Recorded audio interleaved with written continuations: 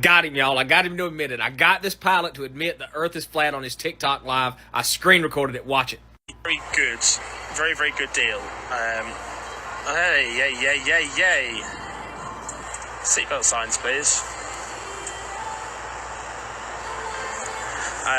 But yeah, like I say, it depends if you're wanting an all-rounder or if you're watching or wanting kind of an all-rounder. Can you drop some chemtrails? Yeah, let me just find the button. 1 second. Oh shucks, I don't think this model comes with the chemtrails. Damn. Oh, the rain repellent. There you go. Yeah. So this is the contrails button. So I'll press that and we'll start dropping rain repellent on the area. It also contributes to the world becoming more flat as well. It helps keep the world nice and flat.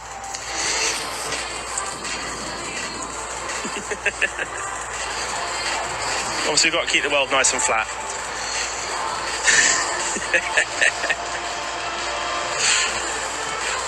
We're not that high off the ground. It's got to be what? It's terrain clearance here. 8,000, 9,000? Oh yeah, of course the Earth is flat. Of course it is. No. Round Earth? God, that's silly, isn't it? Yeah, no. How do you use like the OFP screen?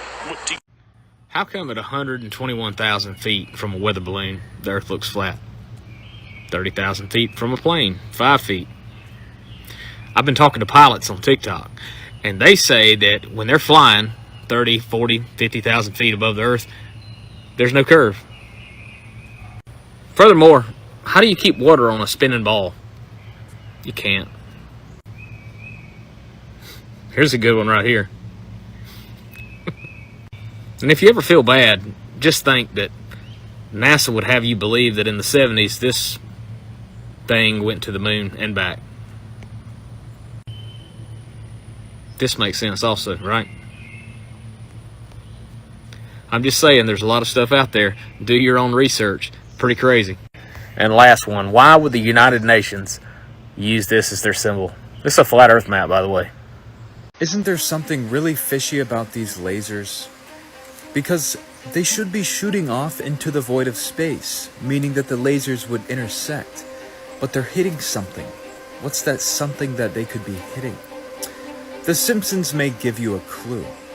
During one of their intros, during a baseball game, the baseball hits the heavens above and breaches the firmament, having all of the waters pour out into the stadium.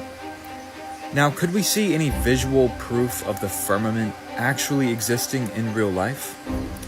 There is one phenomenon called a lightning sprite. It occurs when a positive, powerful lightning charge strikes the ground, and then that electric field that it produces creates a massive positive electric charge in the air. And it goes all the way up to the mesosphere, anywhere from 50 to 90 kilometers above sea level.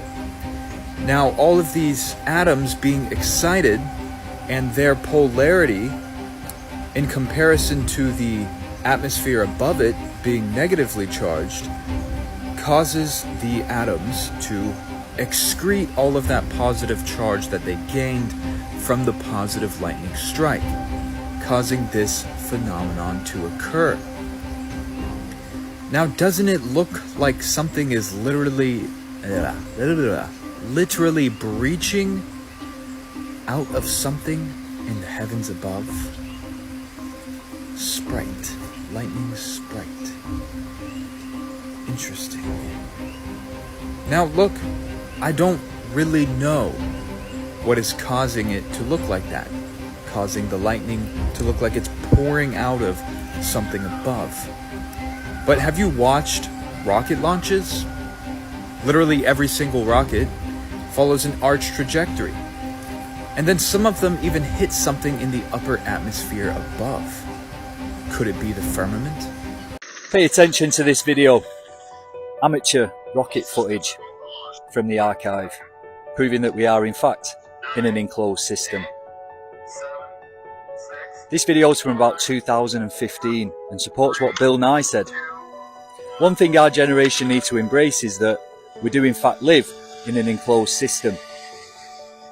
And as this rocket ascends, you're going to see evidence of that.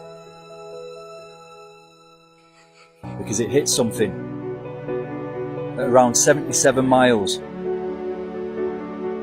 It hits the firmament, or the Van Helen belt, as we're told. But they can't get past the sky. The sky is the limit. This isn't me making it up. We have concrete evidence that we are in fact in an enclosed system.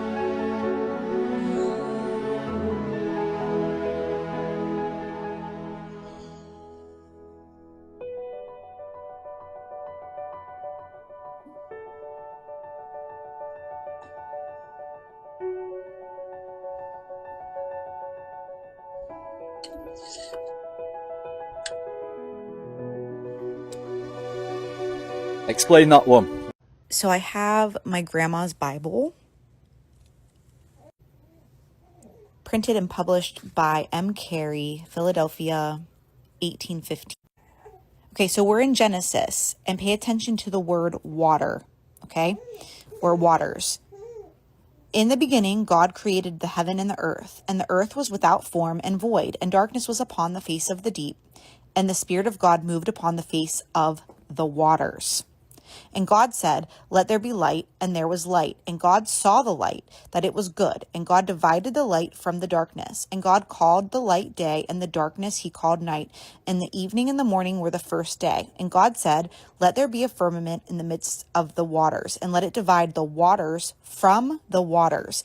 And God made the firmament and divided the waters which were under the firmament from the waters which were above the firmament. And it was so. And God called the firmament heaven. And the evening and the morning were the second day. And God said, "Let the waters under the heaven be gathered together unto one place, and let the dry land appear." And it was so.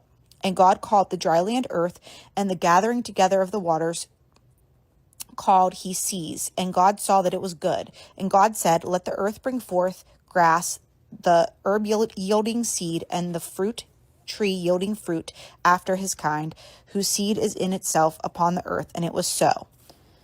So if you go back, okay, in the beginning, and the earth was without form, okay, and the Spirit of God moved upon the face of the water. So water was already there, right? Hi guys, I just wanted to make a video quickly just disproving all of modern science. It's really simple.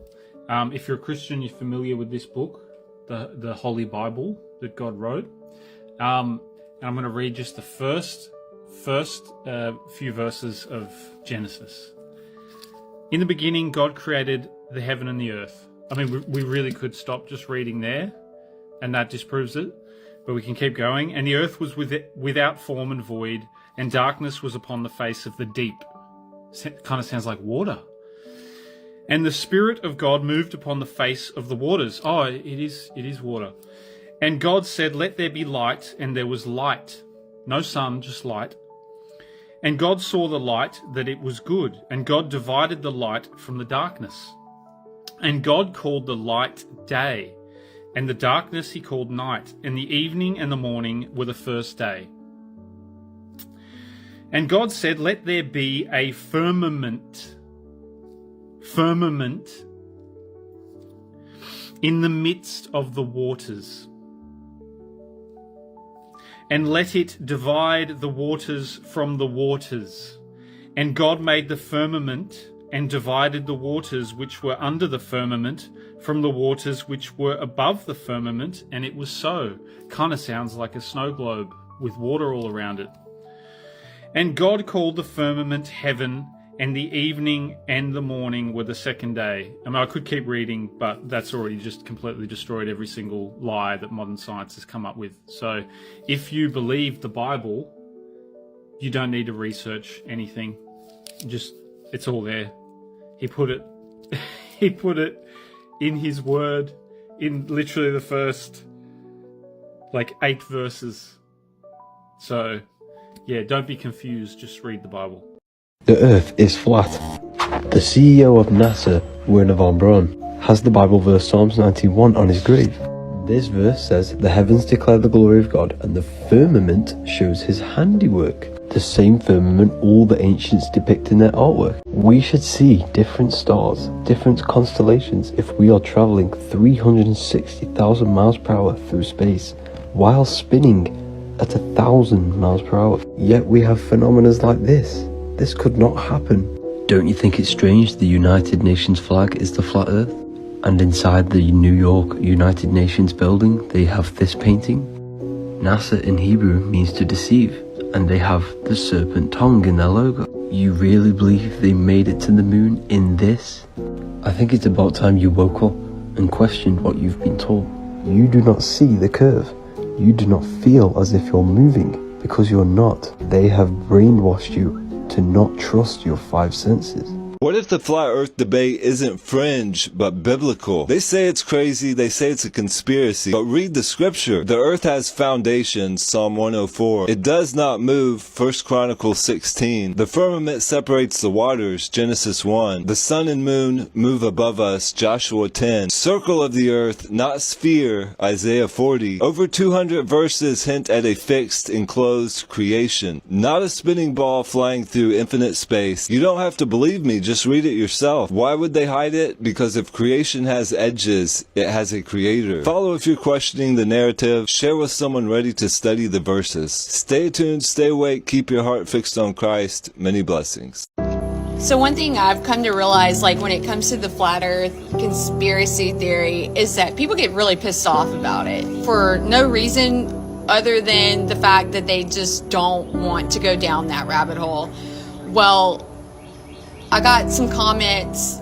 Most of my comments were all positive on my page, but then you get things like this, and it's like, oh my gosh, people, the earth is round, it spins. The sun and moon are not inside the firmament. Dude, all you got to do is open up your Bible to, and this lady's a Christian, like she posts a lot of Christian, like she reshares a lot of Christian videos on her TikTok page. So listen, chapter 1, straight out the gate, verse 14. And God said, let there be lights in the firmament of the heaven to divide the day from the night, and let them be for signs and for seasons and for days and for years.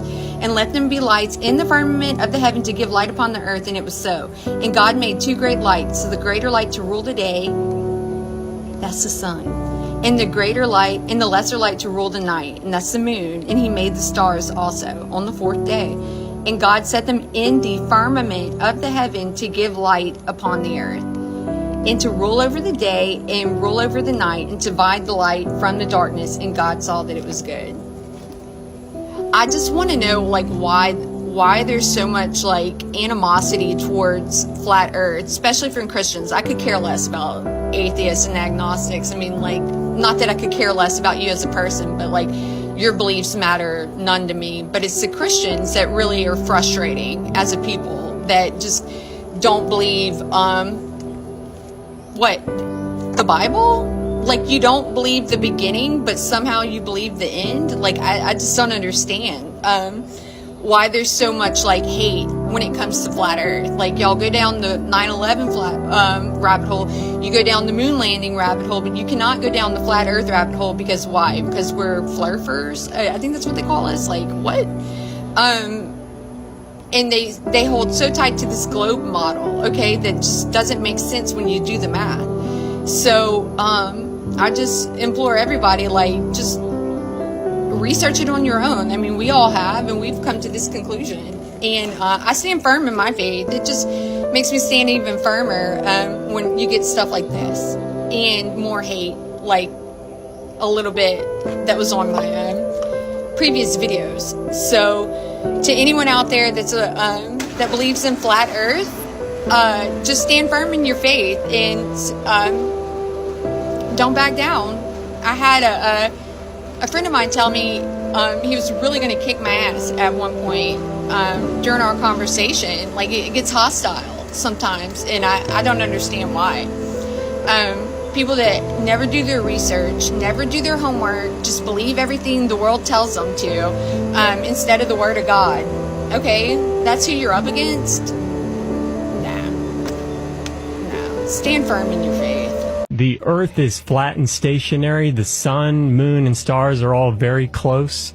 We could possibly be dealing with some kind of rear projection with the sun and the moon, but that's up to debate. The community is basically a bunch of free-thinking people who realize we've been indoctrinated from a young age with the whole spinning ball through TV, movies, just the culture. It's just right. It is what we grew up with. Yeah, so agreed. We are now questioning that. You've got things like the P900, the Nikon camera that is shooting across the plane. It's bringing boats back over the horizon. That's actually one of the first things that just blew my mind. I was, a friend of mine said people think the Earth is flat. I said that's crazy, and I went to try and debunk it. So basically, anybody who believes in the spinning ball is just somebody who has not tried to debunk flat Earth, and I mean legitimately give it the good, the good YouTube watching, the good scientific method, which is it observable? Does it match our observations? Does the official story match our observations? Can I ask a question though? Yeah. There's a lot of people with different theories, but does a theory have to be disproven for it to not be true? Well, we just look. The whole community is basically we don't like the pseudoscience, which is a bunch of men got together and said we live on a spinning ball. Right. We're spinning 1,000 at the equator. The Earth itself is moving at 67,000 miles an hour. It's part of this whole big system, traveling around the sun, all this movement, yet it doesn't match our observations. So that's all we're saying. And basically, we see too far on the Earth. There's some videos that just came out using infrared from an airplane. The guy is flying in Iowa. He can see the Hudson, Hudson Bay up in Canada using infrared, because infrared takes away the atmosphere. Okay. Flat earthers take the position that, and the reason a lot of us were able to transition so easily into flat earth is because we already knew that the moon landings and all that and space was all bogus. Okay. Right. So with all due respect, it's bogus. I'm not buying it. And you can watch just endless videos of motion capture. They're using of Richard in space. Is that what you're getting ready to say? Yeah. Richard's just a small piece of the puzzle. There's plenty of astronauts that have screwed up. Do you believe that Richard went into space? No. The Earth is flat. There's a lot more to uncover. NASA haven't exactly been honest about everything. Explore the flat Earth perspective with an open mind. You guys keep saying this. We're not saying you can't go to Antarctica. This is so exhausting, repeating all this stuff over and over again because you guys are too lazy to listen. We never said you can't go to Antarctica. You can't independently explore Antarctica. Yes, you can go there on their guided tours to their specific little areas. That's it. Unless you jump through all these hoops, have tons of money, and are part of the club, you can't freaking go there. So shut up. The Flat Earth map dates back over 1,000 years. This map is credited to being created by a Persian astronomer. His name was Al-Biruni, and he lived between 973 AD to 1048 AD. It's the official map of the United Nations and also the United States Geological Survey. It used to be present in many places before the creation of NASA and the Antarctic Treaty in 1959. Here you see it with Admiral Byrd. This map has been restored by Dmitry from Russia with suggestions of mine, Eddie Alenkar. Known by my YouTube channel Flat Earth Banjo, I asked Dmitry to include the Bermuda Triangle and Point Nemo, a place deep in the Pacific where NASA buries rockets. Then Robert Tozzi, a professional mapmaker, came along and enhanced the map even more. There are many people now selling this map online, but if you could order it from my online store, I would greatly appreciate it. Visit my online store now and order one of the items. I humbly thank you.